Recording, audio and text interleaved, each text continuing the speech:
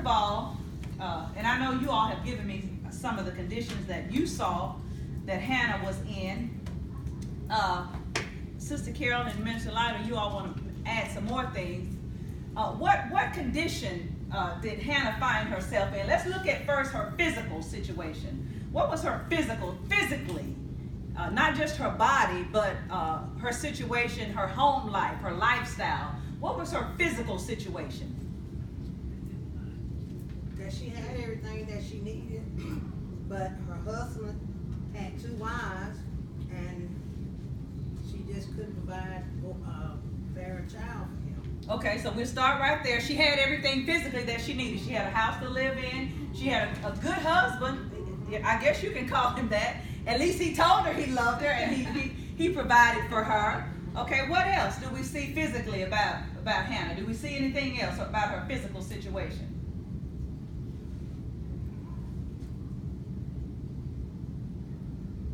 She was married to a Levite, right? Mm-hmm. Okay, and that's pretty high up, right? Because he was a priest. Okay. Let's look at her emotional condition. What was her emotional condition, do you think?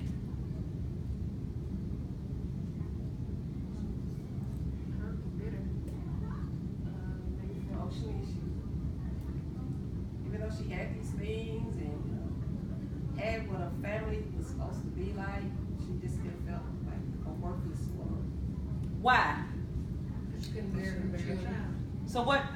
I mean, why is that a big deal? That the fact that she couldn't bear children? Because his other wife was bearing him children and she wasn't.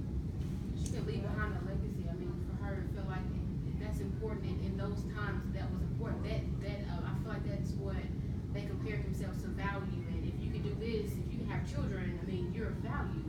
To her, it's like, I can't even do what I was created to do, so I'm worthless. There you go. That was where her value lied, was in bearing children. And and though she had everything else that she thought she needed, the fact that she could not do the very thing that she felt like God put her on earth to do, she couldn't fulfill that. Right. So that made her feel inadequate, we say. We made her feel worthless, made her feel valueless. She just didn't feel like anything, right? And on top of that, she had somebody else, Penina, in her ear. Think about it. You got a man continually telling you how much he loves you, okay? And not only a man, but listen, you have family members continually supplying your needs, continually telling you how much they love you, how much, letting you know how much they'll help you, letting you know how much they're here for you. But yet, because you feel like you cannot do the very thing that God put you here on earth to do, no matter how much somebody else feeds your emotions, it really lies. Your value lies. It's what you think about you. It's not about what somebody else thinks about you. Because somebody else can think you're the bomb. Somebody else can think you know that you're gorgeous, that you're talented, you know, that you're a businesswoman, that you're whatever. But if you don't believe it, you will act. Remember, that goes back to you act on what you believe. And that's why it is so important that our belief system is intact. Because if you don't believe that you're capable of doing what God has put you here to do, what will you do? Nothing. Life is worthless.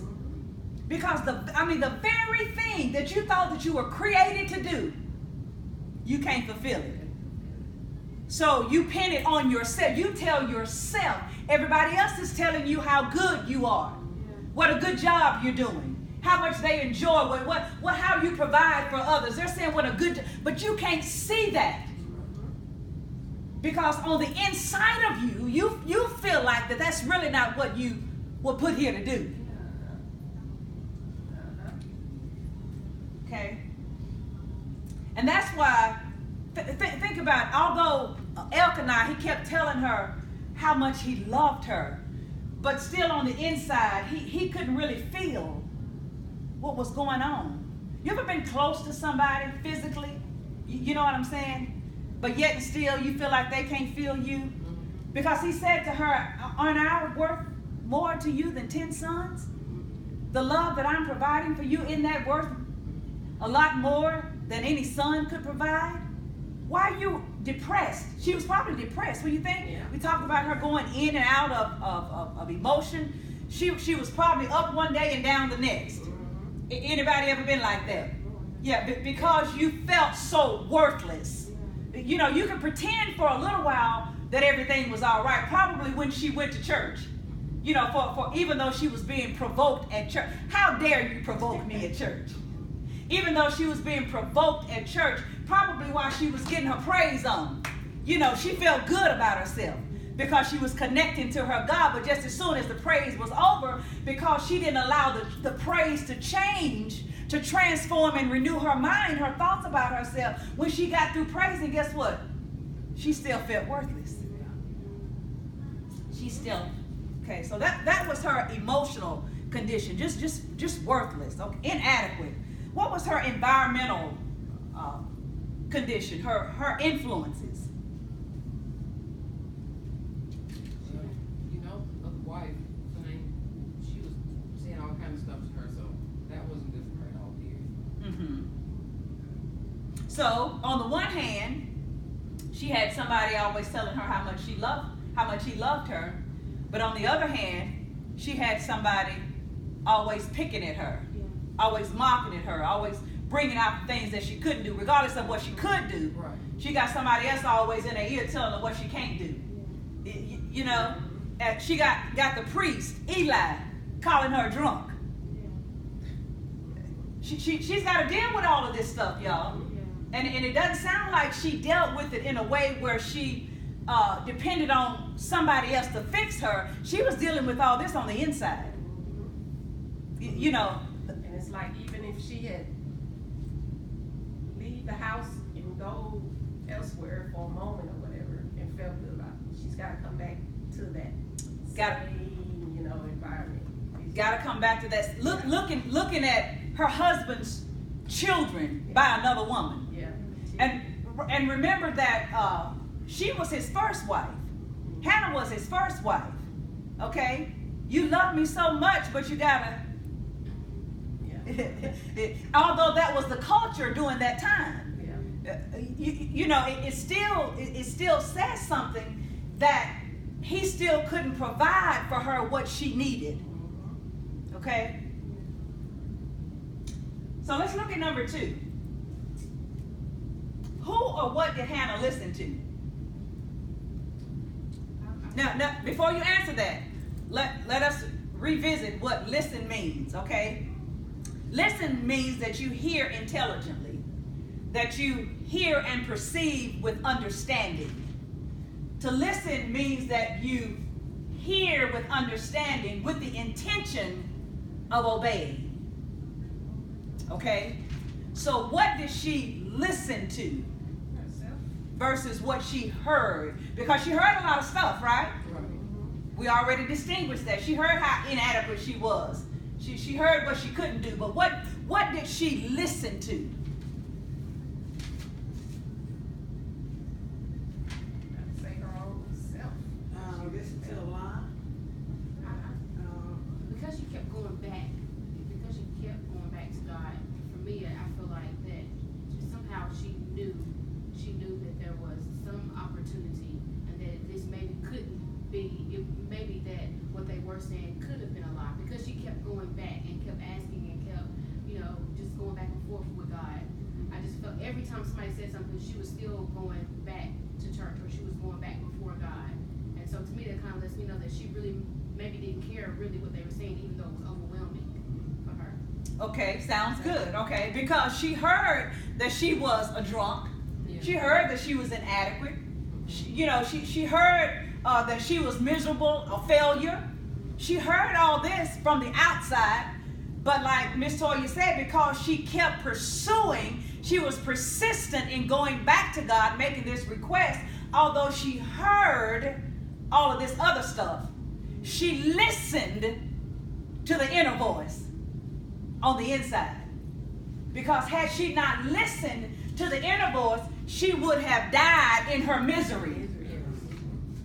She would have accepted the fact that she was a failure. Because remember, even her husband told her, why can't you just be satisfied with the fact that you're bearing? Why do you keep seeking more? Why do you want to be better? Why do you want to do something that evidently you're not created to do? This is what she heard, but she listened to the fact that I know there is a God. Remember, she was going back and forth to church. You know, even though she had to listen to all the stuff about herself, she heard about this God who was able to do exceeding abundantly above all that we can ever think, ask, or imagine. So she was, remember, but she had some doubt, did she not? Oh, yeah, she did. She had some doubt because she said, if, Lord, you find favor in me. But even in her doubt, did she listen to her doubt? She didn't listen to her doubt, did you? No.